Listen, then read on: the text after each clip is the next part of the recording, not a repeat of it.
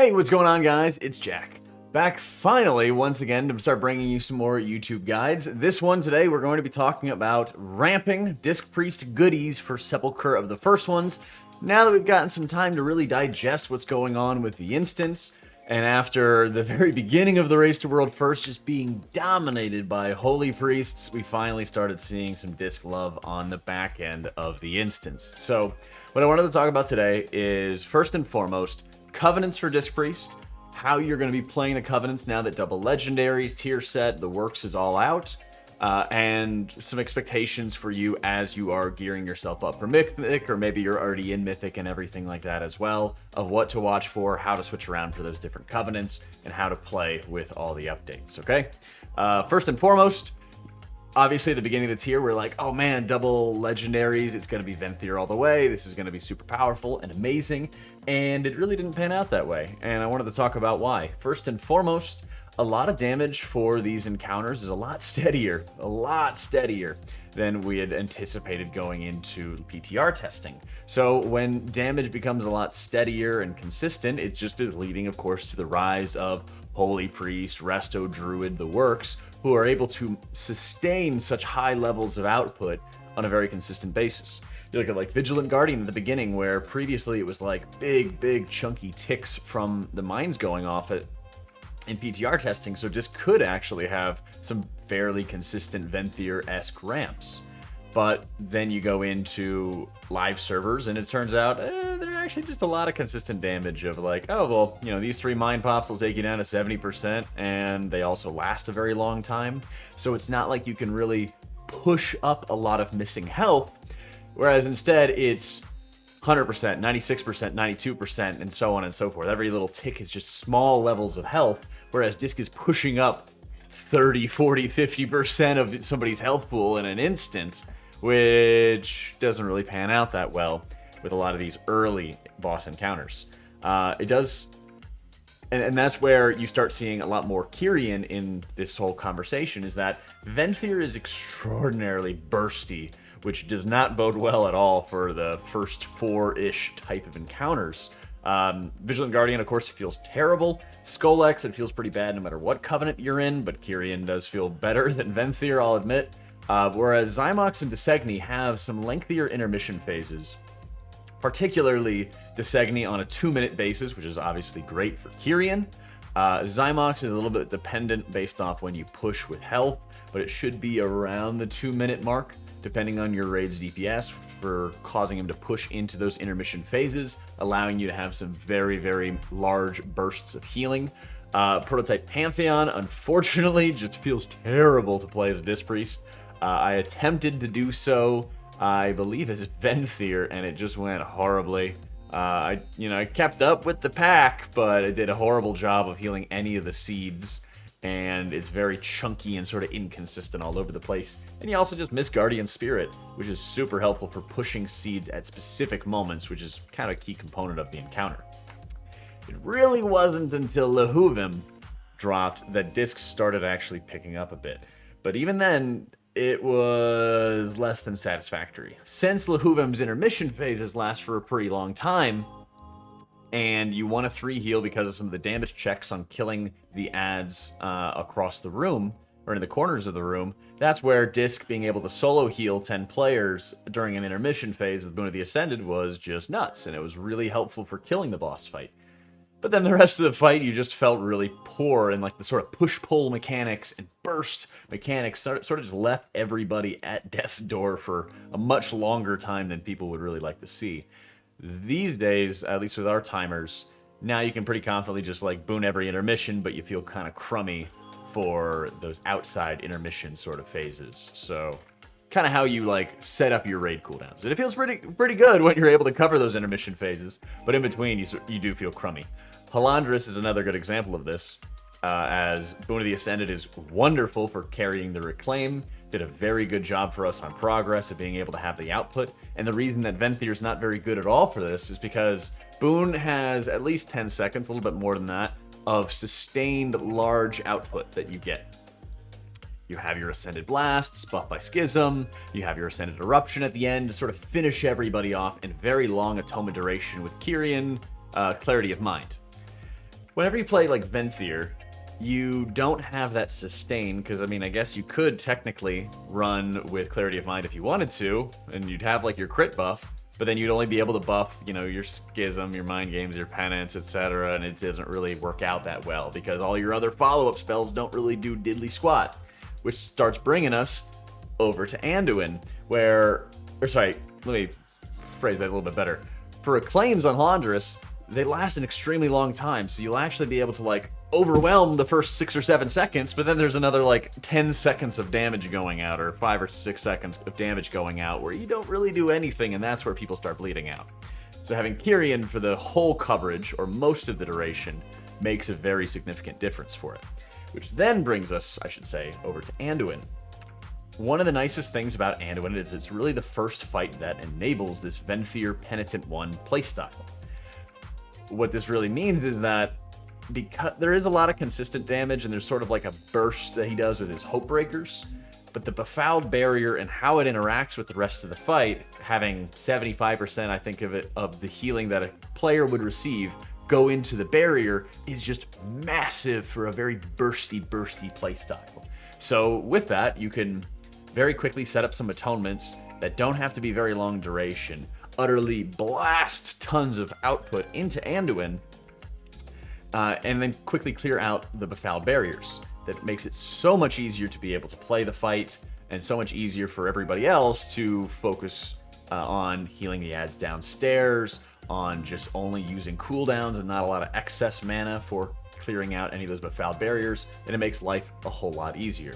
It's also super fun to play when you're upstairs and you don't have to worry about healing any of the ads downstairs or mass dispelling or anything. Although if you needed to in a pinch, you could probably help out downstairs, but you would not be as good as any of the other, or a lot of the other healer options there. Now then, we just recently killed Lords of Dread and Rygalon for our own progress. Lords of Dread was great, simple enough, because it's 2-minute boon. You know, it's like 2-minute-ish gaps in between Mal'Ganis' carry and swarm, which makes it super easy. It's also like a 20-second long carry and swarm cast. So what we did is we really used a couple cooldowns here and there for the swarm, but mainly we just had 2 Disc Priest, Boot of the Ascended, and then just have that carry the entire time, and that made life so easy. Although it was a bit dependent on, you know, us getting enough healing to get to that point, you know, because in between those phases, there's loads of damage, which the rest of Druid really thrived upon. Rygalon we just killed, and I guess you could play Kyrian. The downstairs phases are like 2 minutes each or so, and there's a lot of consistent damage to it. But especially when we get into Mythic, there's so much spot healing required, because there's 3 of these orbs that need to be soaked, whereas usually there's only 1 on Heroic. So the amount of spot healing is just massive, and of course, Holy Priest is just the king of spot healing. So we just ran 3 Holy Priests, and that ran over the boss fight much easier. We are just now starting with Jailor, and all points and indications are going to go to this being another Venthyr Penitent One sort of encounter, and I'll probably have some more updates and everything once we get to that point. But basically, because of the fight having quicker bursts, allowing for lower atonement uptime, and many mechanics where you have to kind of just be running all over the place, and it's fine if you're not coating and blanketing the entire raid 24/7 for sustained pulsing raid-wide AoE. It's just a boom, quick burst. All right, let's top everybody. You know, we have to move around a little bit. All right, we got to get back in position, and here's another burst, right? That makes it so much easier for the Venthyr Penitent One setup to be enabled. So generally, there's, instead of a wide swath of fights where it looks like Venthyr was going to be amazing in PTR, you kind of got like 2, I don't know, maybe 3 for the future if you push really fast when people are all like maxed out and bissed out in terms of their gear. And then a lot of early boss fights where, I don't know, I guess you could just run Spirit Shell to try to like ruin people's day and try to eke out some extra output, but the early fights definitely feel a lot more conducive to playing Holy, unfortunately. Now, how do you play with all of these things? Since I've taken all this time to talk about where I would play it, when I used which covenant, let's start talking about some of the adjustments that you're making for Kyrian, first and foremost. You are going to be playing off of like a 2-minute Boon of the Ascended type of window because of the legendary. I have yet to find another fight where I'd want to have a 1.5-minute boon with like Mikanikos. I tried it on Vigilant Guardian. I hated it so much. I don't really have to worry about it on something like the Segni because the teleports are on 2-minute timers as well. I don't think it'd be very good on Prototype Pantheon. Wouldn't be good on like Lahuvim or anything like that. Wouldn't be good on Halandris either. So there's a number of fights where, you know, 2-minute boon is already enough. It's kind of enough, and you can sort of just hammer down and focus on one major mechanic every 2 minutes and just blast it. Some of the adjustments in terms of your playstyle and adjustments, here's a sort of typical ramp sequence where you're applying 10 atonements from your Rapture, you're getting your double Radiance out. Keep in mind, you're going to kind of alternate between having a Shadow Fiend for this sort of ramp and not having one. I know I have the Instructor's Divine Bell listed here, which is still a good trinket, but if you're playing 2-minute boon, you could also just run with the Soul-Letting Ruby if you get it. Either way, having a trinket that you can use every single time with this 2-minute boon ramp that gives you a lot of crit, a lot of mastery, something like that, that's wonderful, great. One omission that you don't see in this sort of sequence is casting Penance. When you have your 4 set, your Penance actually hits pretty damn hard. So in between your Ascended Blasts, so you'll of course hit Boon of the Ascended, hit Ascended Blast, and then Schism, and then you'll hit an Ascended Blast again. After that point, you'll have like your Nova Blast, Nova Blast. In this situation, in between those in between those blasts, you could just cast a Penance instead, and then get back to hitting your blast on cooldown, still fit in your 5 Ascended Blasts, and you'll be in great shape. I use this in particular for Lords of Dread, where not only was I getting the Empowered Penance forced from the 4-piece bonus, but I was also transferring Purge the Wicked onto another target in a fight like Lords, which is great because you can't really stack with everybody to use Divine Star, and there's 2 targets, so you can constantly bounce the Purge the Wicked between the 2 just by casting Penance. And so you never have to actually cast Purge the Wicked if you're really sharp about it. That fight is also terrifying, so I was not the sharpest on it, but you really could kind of notice it when you had the 2 dots ticking while you would have your 2-minute boon going off. So something to consider as well. Again, big strengths are that it's consistent output, it's a lengthier burst of atonement healing. You can more easily sort of capture all the healing and more easily say, oh, hey, we're on Lahuvim progress. We're kind of dying to this push-pull mechanic. What if we move our Tranquility? What if we move, you know, our wings or something like that so we can have another output cooldown in between these intermission phases. My boon is strong enough, I have my ramp down pat, we're not going to lose anybody, we're kind of overhealing this area. Let me handle this mechanic that I know I can handle, and we'll distribute our raid cooldowns elsewhere. That's always going to be a big strength for you on progress, and it's something to kind of have a conversation with your healers to see, hey, maybe that'll be possible. Next up, Venthyr. Okay, again, this is a super bursty setup. It thrives on low atonement counts, quick output, and it also really likes lots of haste. Being able to rapidly apply all of your atonements to a variety of targets, and then get your extension out of evangelism. I have like my 20 atonement ramp here at the beginning of like the Anduin fight, which feels amazing. But you have such a narrow window to be able to get all 20 of those atonements, hit evangelism, and then you got your 6 seconds. With our cast sequence, our ramp sequence, always important to keep in mind that you do actually want to mind games first. It's really weird. I know in my previous video I talked about mind gamesing after your schism, which makes sense to everybody because it's like, oh hey, you want to make sure your mind games gets buffed because it does good damage. The issue at hand is when you're playing a Penitent One build, a lot of your atonement output comes from your buff penance, Shocker. And the problem with it is that the mind games legendary, the Unity legendary for Venthyr, takes some time to actually get your crit buff to you, even when the boss is auto-attacking very quickly, because that's what Anduin does. He auto-attacks very fast, and he pulses raid-wide AoE all the time.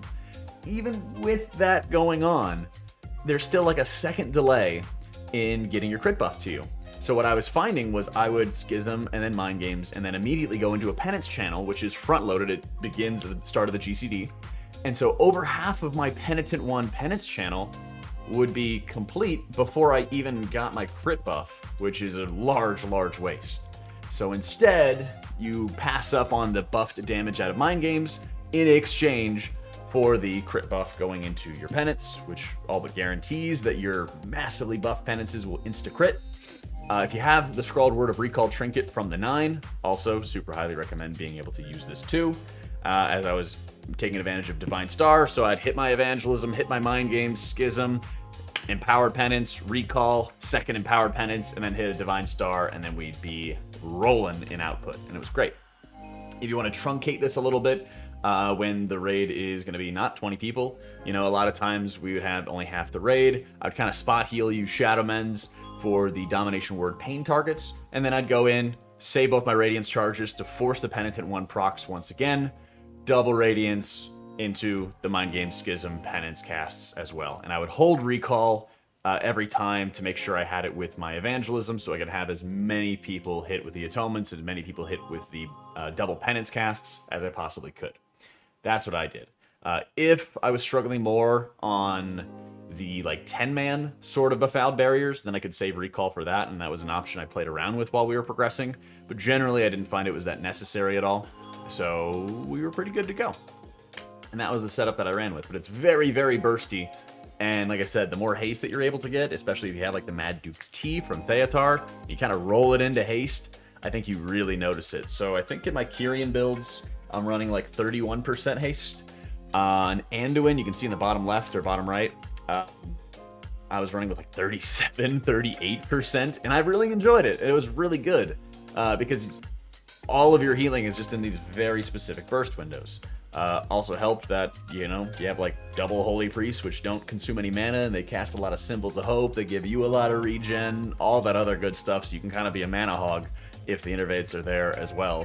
So you can really help when it comes to that sort of spot healing for the Downward Pains. But overall, Venthyr super fun. I just wish that there were more encounters that were like heavy burst to properly take advantage of it. But I guess I'll get my wish because we still have Jailor Prog to endure. So if you guys have any questions about this, make sure, of course, check out the written guides because I just updated all of them. We also updated our Sepulcher boss tips if you want a bit more information, and I'll keep on adding more updates to those as I can. And to make sure we kind of cover all our bases. But yeah, any other ideas for future videos, throw them at me. Let me know what's going on. Let me know what you guys are thinking. And if there's any other questions I can answer, like I said, if there's anything that didn't quite make any sense in this video, let me know in the comments down below, and I'll get to you guys as soon as I can, okay? Thanks so much for watching. Thanks for coming back, of course, from the huge hiatus we had from YouTube content. Be sure to join Discord, link to the description below. Thank you for watching, guys. Hope you all enjoyed it, and I'll catch you all next time.